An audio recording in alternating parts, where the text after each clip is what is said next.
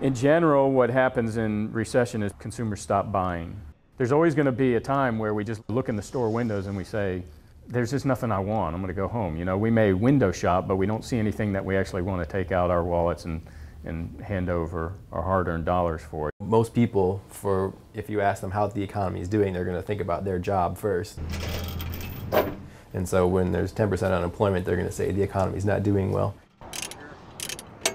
I drive down Erie Drive, and relatively speaking, things are going well, but you know, in the middle of a slowdown, we still see these things going up. You know, you still see these strip malls, and I think what has to be because they consider it a fixed cost. They've already paid for this. They've already got the loan.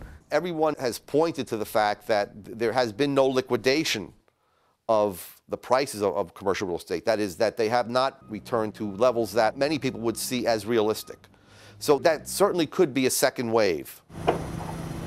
Businesses expanded too fast. You see, on a national statistic, 14 or 15 million square feet of vacant space in this country.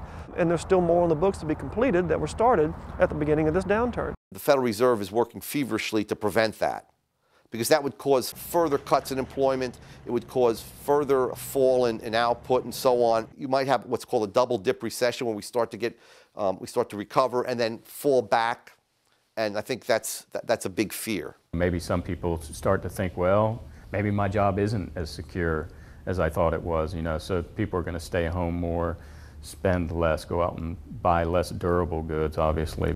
When you consider that the consumer sector accounts for 70% of the economy, and you consider that consumers are still paying off their old debt, number one. Number two, we have 10% unemployment, and now we have reduced values in home prices and in portfolio values. You can see why consumers are not expected to make the same robust contribution to this recovery that they typically make coming out of a recession.